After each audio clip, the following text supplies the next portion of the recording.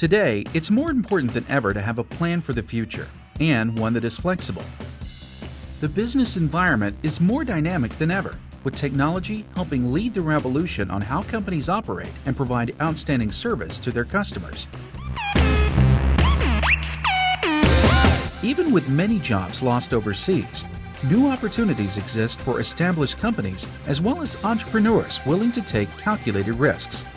Companies like RedBox have responded to these opportunities by developing successful business models that understand customer needs and respond to them. RedBox got started as trying to solve a problem. How come I can't get movies where I shop every day? And how come movies are so expensive? McDonald's had a real problem. Their breakfast business was good, their lunch business was really good, but their dinner business was a little bit slow. And it turns out that people rent movies between 4 o'clock in the afternoon and 9 o'clock at night. And so they thought, if we put a movie rental kiosk in our McDonald's restaurants, it may help our slowest time of business. RedBox offers customers low-price rentals of DVDs, Blu-ray, and video games through their network of more than 27,800 standalone kiosks. These kiosks are usually located where customers shop, such as their local grocery store or neighborhood pharmacy, or other places they value and frequent. To make it even more convenient for customers, RedBox also allows customers to reserve items online. If your nearby kiosk does not have an item of interest in stock, you can search their database for the closest kiosk that does. How do you convince retail partners to put this kiosk in your store? And so we found a partner, and that partner was Coinstar. They already had their Coinstar machines inside many of the grocery stores, many of the mass merchants. Their understanding of the marketplace and their relationships with key retailers helped us take that next step. This year we will do over $1.5 billion in revenue, just RedBox alone. The success of RedBox didn't just occur without a plan. They understood a need within the market and created a strategy that was responsive to that need. There is an element of luck and timing to all businesses, but in this particular case, a great deal of it has been in execution. The way we built this model was to start with, can you make a single kiosk profitable? Then can you make a region of kiosks profitable? And then the country full of kiosks profitable. We never took the next step until we could prove the previous one. RedBox provides goods and services to consumers at an affordable price and in a convenient manner. A good is a tangible product, in this case, DVDs, Blu-rays, and video games. A service is RedBox making them available at convenient locations or allowing their customers to reserve a film so it's there when they come to get it.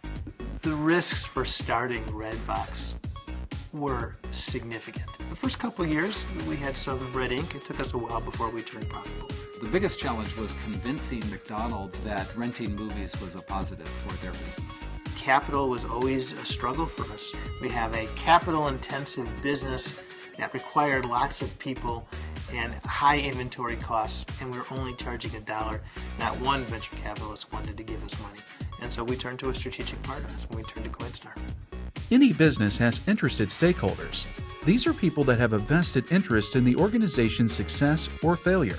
Stakeholders can be employees, stockholders, customers, bankers, suppliers, dealers, government officials, surrounding community, environmentalists, and the media.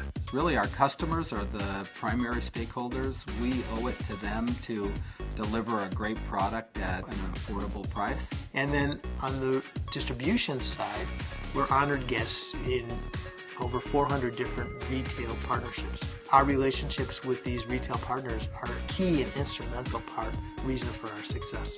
Keeping all stakeholders happy at the same time is a challenge because not everyone's agenda is the same.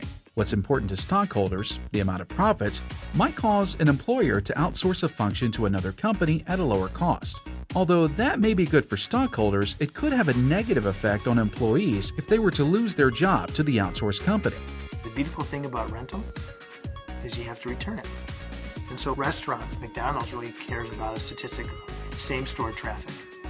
And people who rent RedBox come back the next day or the day after to return the movie, and oftentimes they'll go back into the retail location and they'll purchase additional food or products. Every business has environmental factors that affect every aspect of the company's operations. This business environment is composed of 5 separate elements. The economic and legal environment involves how government policies and regulations can be beneficial or detrimental to the business owners. By limiting its interference with the free exchange of goods and services, governments can be beneficial to businesses. Similarly, by creating laws favoring the enforcement of business contracts, governments can help create a business-friendly environment. There are challenges that we have in terms of complying with regulations like the Americans with Disability Act. There are laws. For example, we have to give notification to minors about R-rated movies, and we have to make sure that we give appropriate warnings to parents, and we have the appropriate safeguards so that minors do not rent from us inappropriate games or movies. The technological environment, mainly information technology, has dramatically changed the nature of business. The use of cell phones, computers, and the most influential, the Internet, have forever altered how businesses are run. Technology has made the workplace far more efficient than ever before, and e-commerce, or the buying and selling of goods and services over the Internet, has enabled businesses to sell goods and services to each other more efficiently. You can either use your phone or the web to go find a kiosk, get directions to the kiosk, see the inventory real time on the kiosk, and actually reserve it a movie. It looks simple, but in fact, the inside that kiosk, number one, there's over 800 components that allow the movie to be identified and dispensed to a customer in less than a minute. Today's consumers regularly expect quality, low prices, and outstanding customer service in order for a company to get and retain their business. This is known as the competitive environment, and the interactive nature of the Internet and the use of technology have created customer-driven businesses, as opposed to traditional management-driven philosophies.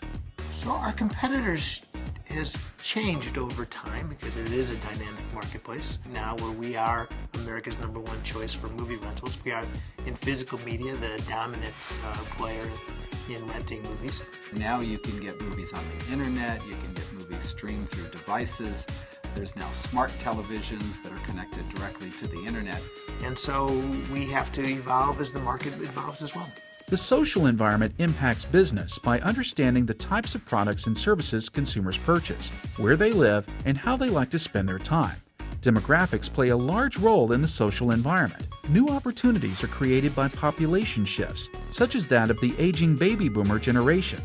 The market that we serve is huge. Over 90% of American households watch movies on a regular basis. Our demographics reflect and mirror the demographics of our retail partners. So when we're in a grocery store, it tends to skew a little bit older, a little bit more female. When we're in a 7-Eleven or a convenience store, it skews a little bit younger, a little bit more male. Understanding diversity and its impact on the business world is also part of the social environment. Not only from the perspective of identifying different types of products and services to offer different groups of people, but also in dealing sensitively to an increasingly diverse workforce that is composed of many cultures from around the world. A diverse workforce is really important to us on a lot of different levels. First, better understanding our customers. Our customer base is America, is widely diverse. And the best way to help understand our customers is to make sure that our workforce is equally as diverse and representative of our customer base. A global environment is a huge part of a dynamic business model due to the growth of global competition and the increase of free trade around the world. The Internet plays a major role in this environment, making it easier to purchase items from other countries. There's no better place to start a new business than here in the United States. For new businesses, especially entrepreneurial businesses, to succeed, they need to do a lot of investment in technology and hardware. Anytime the government can make it easier for us to make those investments, that helps new businesses like ours. U.S. industry has evolved over the years, shifting from agricultural and manufacturing giants to the fast growth of the services sector. High-paying jobs in the service arena can be found in healthcare, finance, law, software development, and entertainment, as well as several other areas. More industry shifts certainly will continue in the future, and by being flexible and willing to adapt to change, the future offers opportunities. The question is, will you participate as someone who works for others or as an entrepreneur? Never give up. You know, it sounds cliche, but over and over again, I've seen great people fail because they've given up, and people who may not be as endowed with funding or support succeed because they don't give up. They just keep trying.